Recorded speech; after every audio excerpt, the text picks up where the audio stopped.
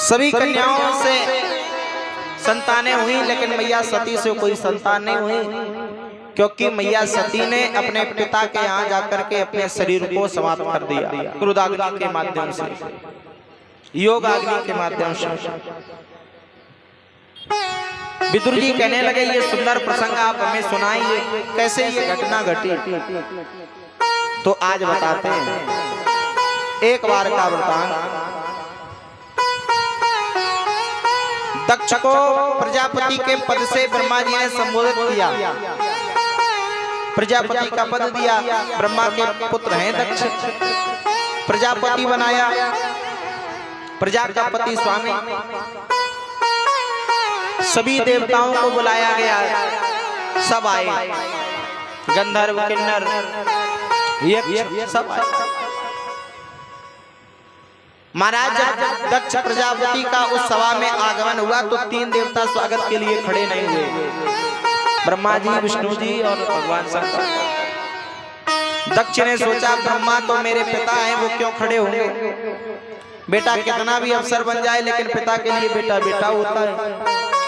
विष्णु जी तो हमारे पिताजी से भी श्रेष्ठ हैं, लेकिन ये शंकर तो मेरा दामाद है और दामाद पुत्र के समान होता है।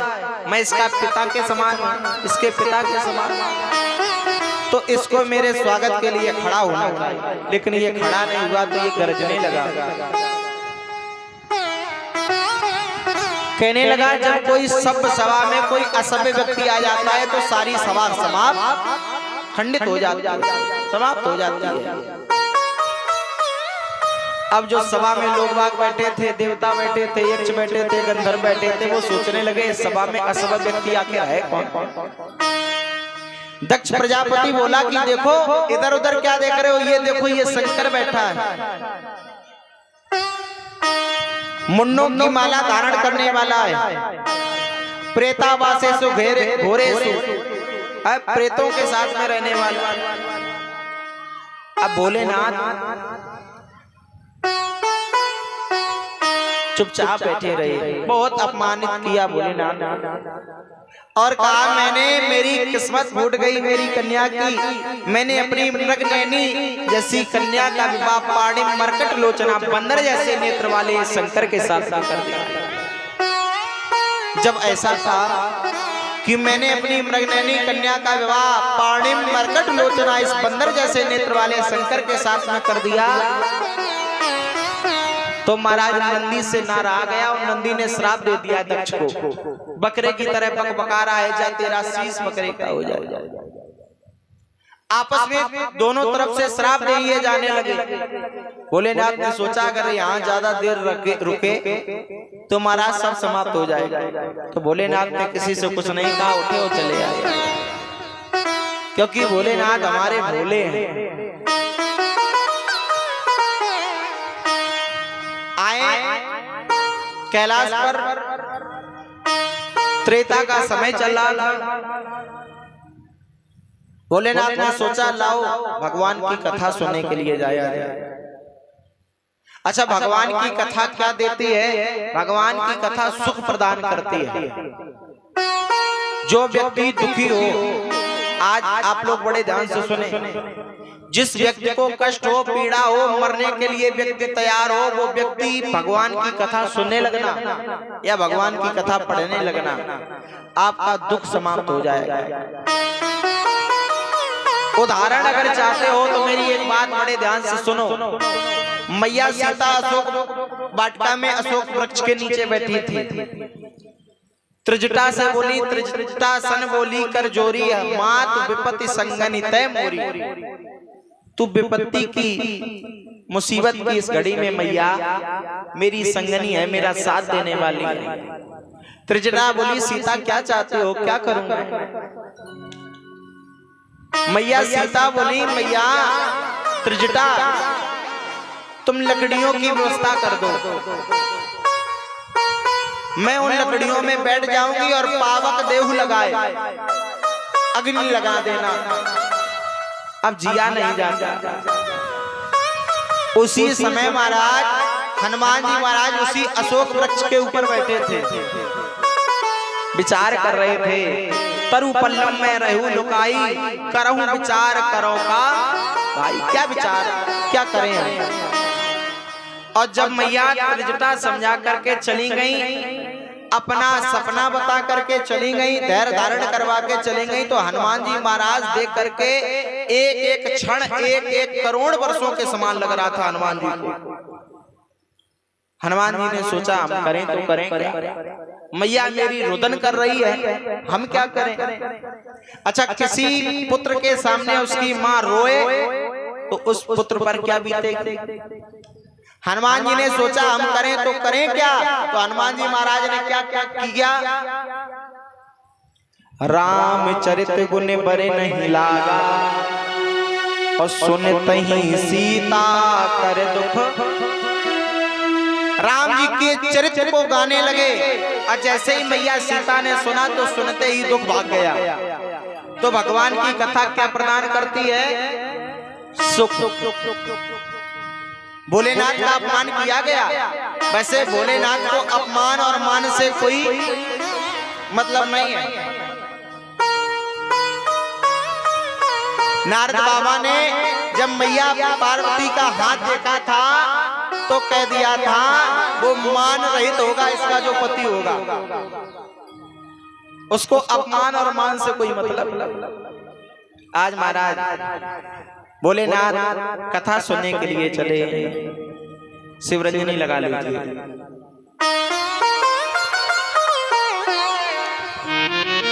एक बार त्रेता युग माहे, एक बार त्रेता युग माहे, एक बार त्रेता युग माहे, भइला शंभु गए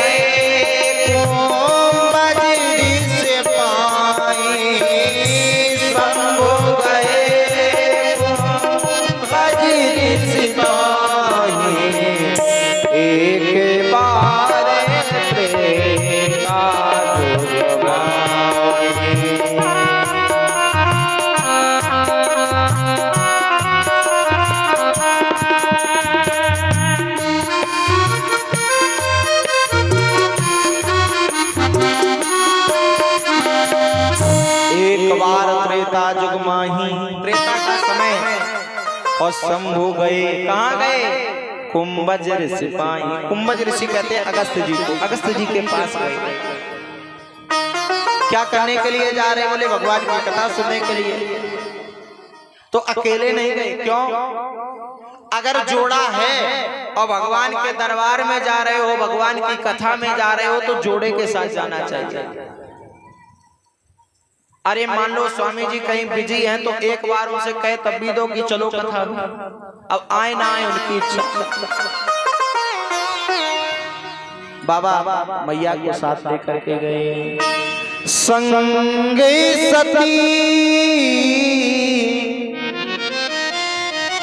जग जननी भवानी, पूजे ऋषि अखिलेश्वर। अगस्त जी ने देखा कि मैया जगत की जननी के साथ में बाबा स्वयं आए हैं, तो बहुत पूजा की। अखिलेश्वर आ गया, महेश्वर आ गया, पूजा की, सुंदर आसन दिया। कहा बाबा क्यों आए, के कारण आगमन, किस लिए आया। भोलेनाथ बोले मैं तो कथा सुनने के लिए आया हूं। अच्छा विचार करो, शंकर जी जैसा वक्ता ना हुआ और ना है, और होने की तो बात छोड़ तो हो गई क्या, क्योंकि भोलेनाथ तो हमेशा निरंतर रहते। शंकर जी जैसा ना वक्ता है ना श्रोता है, लेकिन फिर भी भगवान की कथा सुनने के लिए गए। अब बहुत लोग ऐसे होते जिनको कुछ थोड़ा बहुत ज्ञान भी होता है कथाओं का, और गांव में कथा होती तो वो इतना अभिमान करते, कहो वो कथा में आए तो वो यही कहे कि पंडित जी गलत बोल रहे, चाहे बोल पंडित जी सही रहे हो, खुद गलत हो। ऐसे ऐसे लोग होते। एक बात बताएं, अगर भगवान की कथा में जा रहे हो तो घड़ा, अपना जो ज्ञान का घड़ा हो, वो इसको बिल्कुल खाली कर देना, तब जाना। और अगर उसमें कुछ भरा पहले से होगा, भरे हुए घड़े में जल से कोई घड़ा भरा हो, उसमें ऊपर से और जल डालो तो क्या घड़े के अंदर जल जाएगा? वो तो बाहर फैल जाएगा। आज भोलेनाथ गए, इतने अनन्य ज्ञानी जिन्होंने 100 करोड़ श्लोक लिखे और उन 100 करोड़ श्लोकों का भी दान कर दिया देवताओं को, ऋषियों को और मानवों को। केवल 2 अक्षर अपने पास रखे, वो 2 अक्षर थे राम रूपी नाम के। राम केवल अपने पास आता। और वही शंकर जी, तुम अपने राम राम दिन रात राम राम रटते हैं। शंकर जी आज कथा सुनने के लिए आए। अगस्त जी से कहा हमें आपके मुखमंडल से कथा सुनी, तो राम की कथा अगस्त जी बखान करने लगे। राम कथा बड़ी बरज बखानी, बखान करने लगे। अच्छा सुनी किसने? बोले सुनी महेश परम सुख माने। सुनी किसने? केवल महेश ने।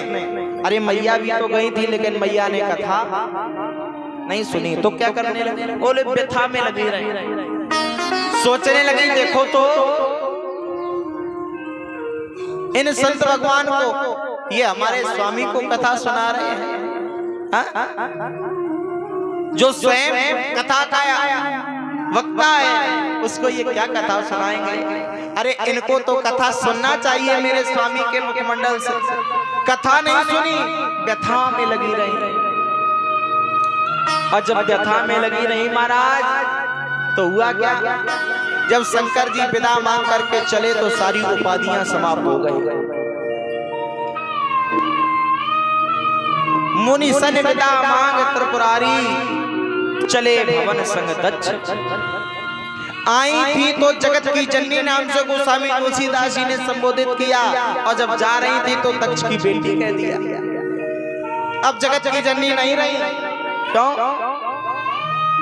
जो भोलेनाथ भगवान राम जी को स्वामी मानते हैं, सखा मानते हैं, उन राम जी की कथा को छोड़ करके व्यथा में लग गई। सारी उपाधि समाप्त हो गई। भोलेनाथ आकाश से जा रहे थे, त्रेता का समय चल रहा था। राम जी नरलीला कर रहे थे, सीता की खोज कर रहे थे, रुदन करते हुए चारों ओर जा रहे थे। कह रहे थे हे खग मृग हे मधुकर श्रेणी, तुम देखी सीता मृग। हे बट हे पापरी करीला, तुम देखे मोहन गुणशीला। तुम देखे मोहन गुणशीला। महाराज तुम देखे सीता गुणशीला। किसी ने मेरी सीता को देखा हो तो बताओ। जिया बेचैन है ना मुझे चैन है, मेरी सीता कहाँ हो गई है। अरे कोई तो आके मुझको बता दे, मेरी सिया का पता बता दे। मैं तो ढूंढूं रे ढूंढूं सी को, कोई बता दे बता दे बता दे बता दे, सीता का पता बता दे। कोई बता दे बता दे बता दे बता दे, सीता का पता बता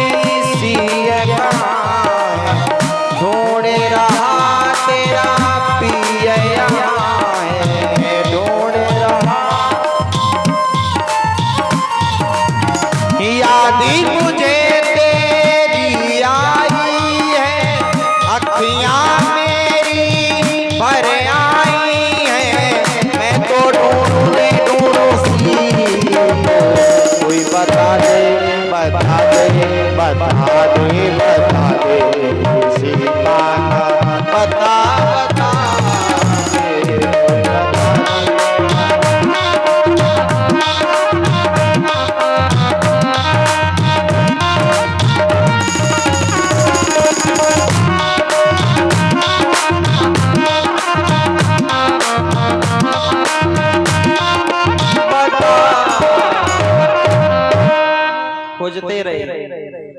राम जी को शंकर जी ने देखा, शंकर जी ने राम जी को प्रणाम किया। सच्चिदानंद कहा, मैया ने कह दिया बाबा आप राजा के कुमारों को प्रणाम कर रहे हो। भोलेनाथ ने कहा ये राजा के कुमार नहीं है। जासु कथा कुंभ ऋषि गाई, भगत जासु मैं मुन नहीं सुना। जिसकी कथा कुंभ ऋषि जी ने सुनाई ये वही राम है, जिनका नाम मैं परमानेंट निरंतर जपता हूं, ये वही राम। मैया ने कहा अगर ये राम होते, ये ब्रह्म होते, ये सच्चिदानंद होते तो क्यों रो रहे हैं भाई? अगर ये ब्रह्म है तो इनको पता होना चाहिए कि इनकी पत्नी का हरण रावण ने कर दिया और रावण को सीधे जाकर के उसका वध करते ले आया। अरे वध करने की भी आवश्यकता नहीं, केवल भक्ति मात्र तिरछी करते, भक्ति मात्र तिरछी से सारी सृष्टि पलट सकती है। तो क्या एक अरे ये तो महाराज ब्रह्म होते तो केवल मन में सोच लेते, सोचने मात्र से वो हो जाता। ये ब्रह्म नहीं, ये तो रो रहे हैं। जैसे नारी के विरह में नर रोते हैं वैसे ये रो रहे हैं। नारी सकल नारी विरह नर सकल गोसाई, नाचत नर मरकट की। भोलेनाथ ने कहा तुम्हें संदेह हो रहा है, तुम परीक्षा। मैया सती सीता का रूप धारण करके गई। लक्ष्मण जी ने देखा, चकित हो गए। राम जी ने हाथ जोड़ करके प्रणाम किया, अपने पिता का नाम लिया। मैया मैं दशरथ नंदन राम आपको प्रणाम करता हूँ। अच्छा जब कोई परीक्षा लेने के लिए आता है तो हम आप क्या करते, पहले उसको प्रणाम करते हैं, हाथ जोड़ते ना, और फिर पूरा अपना परिचय देते हैं। पहले वो नाम ही तो पूछता क्या नाम है तुम्हारा। तो राम जी ने हाथ जोड़े, क्यों? मैया परीक्षा लेने के लिए आप मेरी आई हो तो मैं अपना परिचय दिए दे रहा हूँ। जोरे पान प्रभु कीन प्रणाम, और पिता समेत लीन निज नाम। मैं दशरथ नंदन राम आपको प्रणाम करता हूँ। अच्छा अब राम जी ने प्रणाम कर लिया। राम जी ने सोचा अब ये परीक्षा लेने के लिए आई है तो परीक्षा भी दे दे। तो परीक्षा में क्या दिया? राम जी ने कहा क्यों मैया? कहू बहोरी कहाँ ब्रस केतु। अरे मैया आप अकेली इस वन में डोल रही हो, भोलेनाथ कहाँ है? सती जी चक्कर में पड़ गई, हम सीता का रूप धारण किए हैं और ये भोलेनाथ सती हमें मान रहे हैं। अब विपिन अकेली फिरे किस लिए आई हो? अब सती जी बता नहीं पा रही हैं कि हम तुम्हारी परीक्षा लेने के लिए आए। सर झुक गया। भगवान ने ऐसी लीला दिखाई कि चारों ओर सती मैया को राम लक्ष्मण सीता ही दिखाई पड़ी। भोलेनाथ के पास गई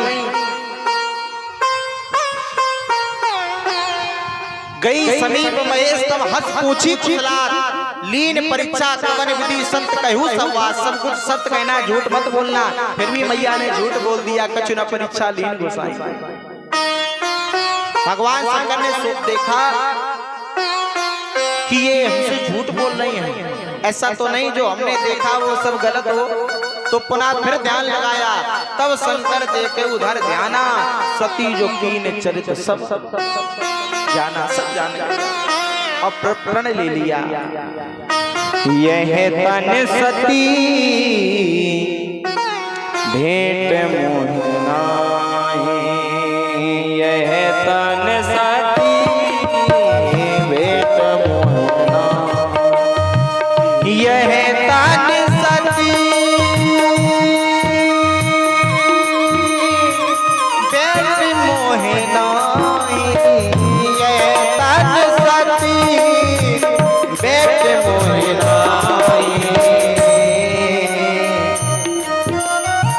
शिव संकल्प कीन मन माहे, शिव संकल्प कीन मन माहे।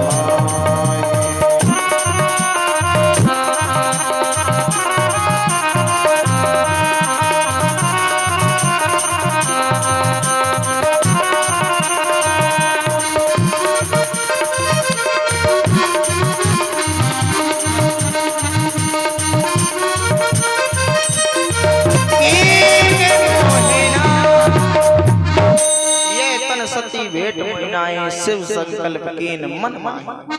मन में संकल्प लिया, देवताओं ने पुष्प वर्षा की। जब 87,000 वर्ष के लिए समाधि में चले गए। पुनः जब समाधि से जगे, बैठे थे कैलाश पर, विमान गए। मैया ने कहा बाबा मैं पूछ करके आई हूँ, ये विमान मेरे पिताजी के यहाँ जा रहे हैं, पिताजी यज्ञ कर रहे हैं हरिद्वार कंखल में, मैं जाऊंगी। बाबा ने कहा ना जाओ। वहां गई, बैल नंदी जी के साथ में, वहां जाकर के किसी ने मैया का सम्मान नहीं किया, केवल माँ प्रेम से बोली, क्योंकि माँ तो माँ होती है, माँ की कोई उपमा नहीं होती।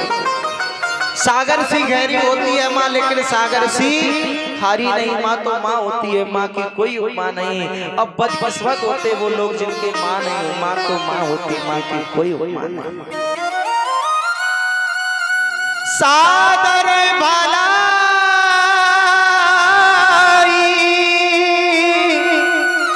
मिली एक माता,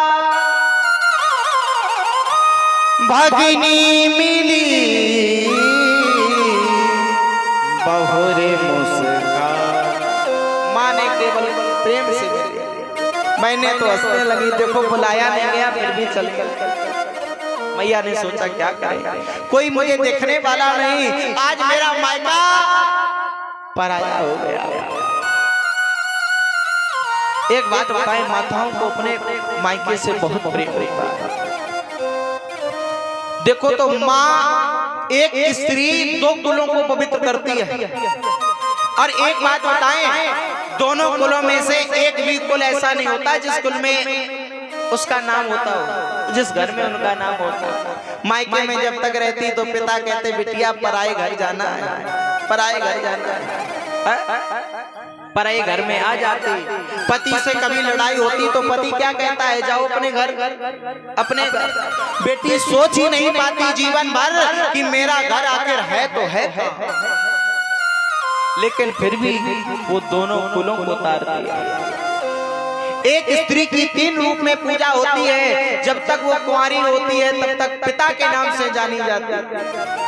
जब उस स्त्री का विवाह हो जाता तो पति के नाम से जानी जाती, और जब उसी स्त्री के पुत्र हो जाते तो पुत्रों के नाम से जानी जाती। पहले फलाने की बिटिया, फिर फलाने की बहू, फिर फलाने की माँ, लेकिन माँ तो माँ होती है।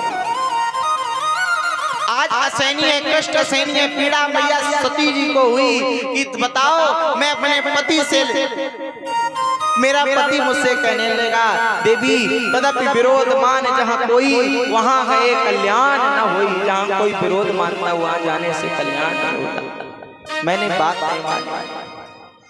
आज मेरे पिता, एक बात बताएं, जो पुत्र होते हैं उनको अपनी मैया से अत्यधिक प्रेम होता है, और जो कन्याएं होती हैं उनको अपने पिता से बहुत अत्यधिक प्रेम होता है। माता की अपेक्षा कन्याओं को अपने पिता से बहुत लगाव होता है। एक बार माँ उनसे ना बोले, लेकिन पिता अगर उनसे ना बोले तो बड़ा कष्ट होता है। सती मैया बड़ी वेदनाग्रस्त है। मैया सती सोचने लगी मैं करूं तो करूं क्या। पिता भवन जब गई भवानी, पिता के भवन में गई, लेकिन किसी ने उसको पूछा। चुपचाप अपने आंसुओं को छुपा करके बनी रही, क्योंकि अगर मेरे आंसू झलक आए तो सब मेरी और उपहास करेंगे। एक कन्या को अपने मायके से बहुत लगाव होता है महाराज, और जब कन्या को कोई मायके का कोई व्यक्ति पूछता भी नहीं है तो उसको बड़ा कष्ट होता है। आज किसी ने मैया सती को कुछ ना कहा, बड़ा कष्ट हुआ मैया को। मैया आज सोचने लगी लाओ मैं यज्ञ मंडप का विलोकन करके, यज्ञ मंडप को देख करके मैं लौट जाऊंगी, कैलाश चली जाऊंगी। और जब मैया सती यज्ञ में देखने के लिए गई तो देखा क्या सारे देवताओं के स्थान थे, लेकिन मेरे भोलेनाथ का कोई स्थान। एक स्त्री सब कुछ बर्दाश्त कर सकती है लेकिन अपने पति का अपमान नहीं। मैया सोचने लगी मैं अब यहाँ रह करके क्या करूं, अब तो यहाँ रहना बेकार है। मैया ने देखा कि मेरे पति का अपमान हुआ, फिर भी मैं यहाँ आ गई, तो मैया गरजने लगी और कहने लगे, हे सभासदों बड़े ध्यान से सुनो, सुनहु सभासद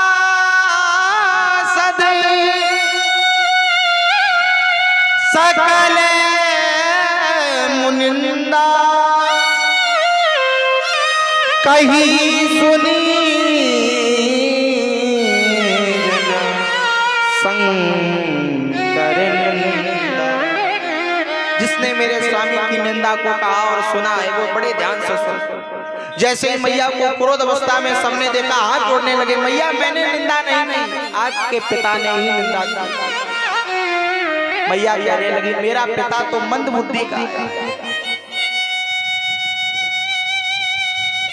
पिता मंदमती, मेरा पिता मोटी बुद्धि का है, मंदमती है उसकी। निंदती तेहि दक्ष शुक्र संभव यहते। मेरा पिता मंद बुद्धि है और ये शरीर उस पिता के शुक्र से मिलकर के बना है, आज मैं इस शरीर को नहीं रखूंगी। मैया ने क्या किया, मैया ने योग अग्नि को प्रकट किया। इस साधारण अग्नि में भी इतनी शक्ति नहीं थी परीक्षित जी कि ये मैया के शरीर को जला पाती, इसलिए मैया ने योग अग्नि को प्रकट किया।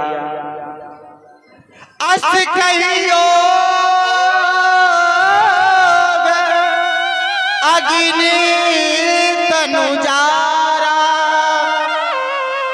भयउ सकल मख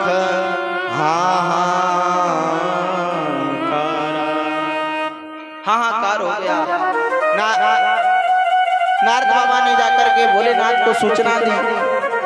नंदी जी ने आक्रमण किया, प्रभु जी ने रक्षा कर दी। भोलेनाथ को जब सूचना मिली तो भोलेनाथ ने समाचार जब शंकर पाए, वीरभद्र कर कोप उठाई, वीरभद्र जी को भेजा। वीरभद्र जी ने यज्ञ को विध्वंस कर दिया, दक्ष का सर काट दिया। सभी को यथोचित दंड दिया।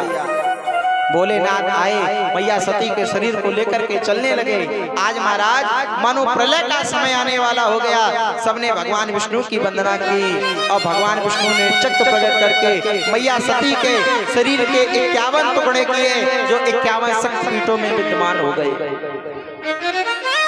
मरते समय अंतिम समय में मैया सती ने एक ही बात भगवान श्री हरि से कही थी। क्या कही थी महाराज? सती मरते हरि सन बरु मांगा, और जन्मे जन्म सेव पद अनुरागा, जन्मे जन्मे सेव पद अनुरागा। सती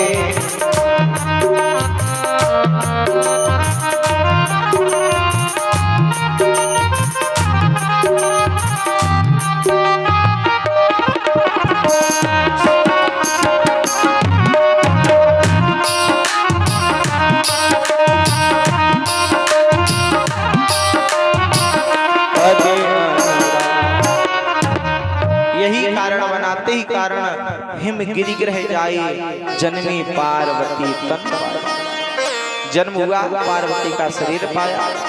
नारद बाबा मजिया बने, विवाह कराया। अच्छा एक बात बताएं, मजियाओं में बड़ी कला होती। मजिया जो होते हैं ना, मजिया को आप लोग मजी कहते हैं। हाँ ठीक, कहीं कहीं बिचौलिया और कहते हैं।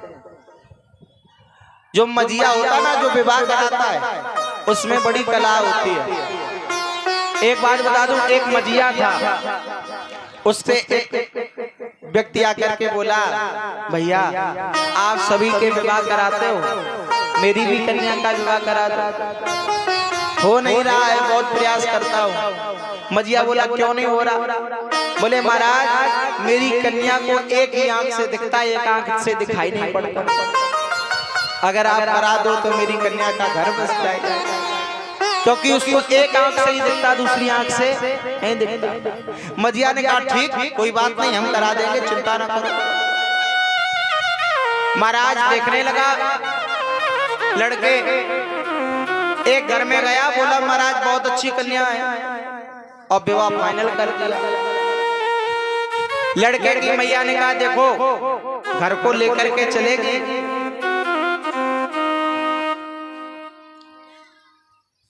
महाराज मजिया बोला, चिंता ना करो, सबको एक ही नजर से देखेगी, एक नजर से सबको। विवाह करवा दिया। विवाह होकर के बहू घर पे आ गई। कुछ 1-2 महीने बाद पता चला कि बहू को एक ही आंख से दिखाई पड़ता। मजिया को पकड़ा गया। मजिया से कहा, क्यों तुमने ऐसा विवाह करा दिया, बहू को तो एक ही आंख से दिखता है। बोले, ए भैया हमने कुछ भी नहीं गलत किया, हमने तुमसे पहले ही कह दिया था सबको एक ही नजर से देखेगी, एक ही नजर से देखेगी, और इसीलिए कहा था कि दूसरी नजर है ही नहीं भाई, दूसरी आंख नहीं ठीक तो दूसरी नजर से कैसे देखेगी। तो मजिया बड़े जुगाड़ी होते हैं, चाहे तो विवाह जो घर पे बैठे हैं उनके भी करवा सकते हैं। हमारे ग्रुप के मजिया अगर किसी को विवाह करवाना हो तो अभय जी से संपर्क करें।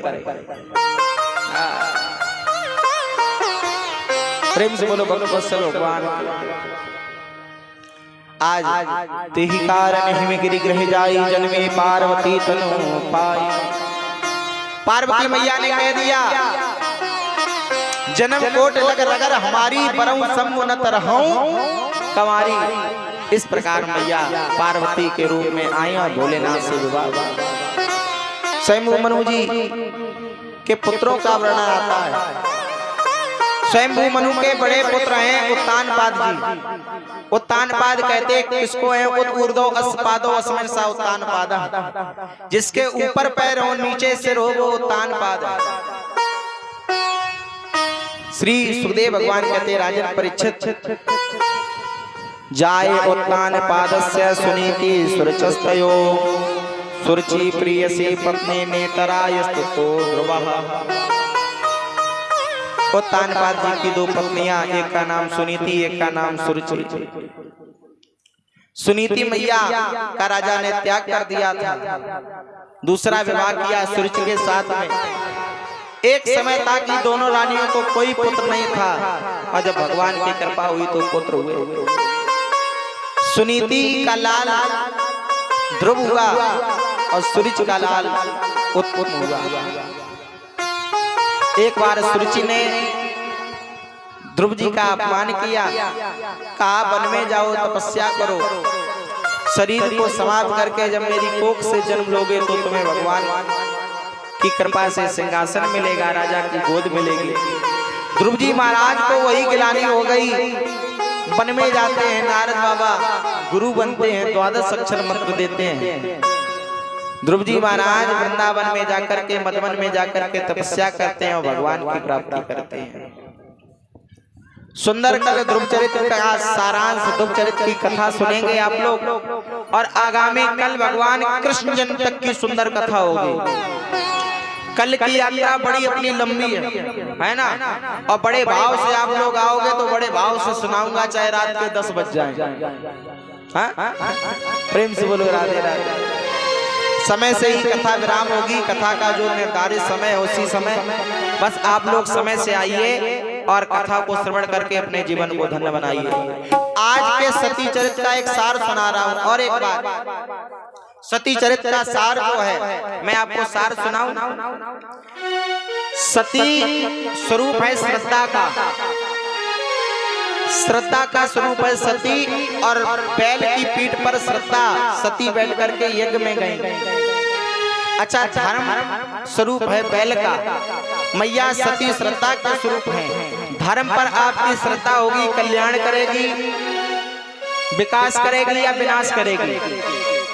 बताओ आप लोग। धर्म पर श्रद्धा रखना अच्छी बात है कि गलत बात है? अच्छी बात है। विकास करेगी, विनाश तो करेगी नहीं, लेकिन हुआ क्या? विनाश हो गया। क्यों? धर्म पर श्रद्धा आरूढ़ होकर के तो चली गई, लेकिन विश्वास नहीं गई। विश्वास कहते हैं भोलेनाथ, भवानी शंकर वंदे श्रद्धा विश्वास रूप। और जब विश्वास नहीं गया, केवल धर्मारूढ़ श्रद्धा ही गई तो विनाश हो जाएगा। अगर आपको धर्म पर श्रद्धा है तो श्रद्धा के साथ में विश्वास भी होना चाहिए। आप लोग कथा सुनने के लिए आए हो,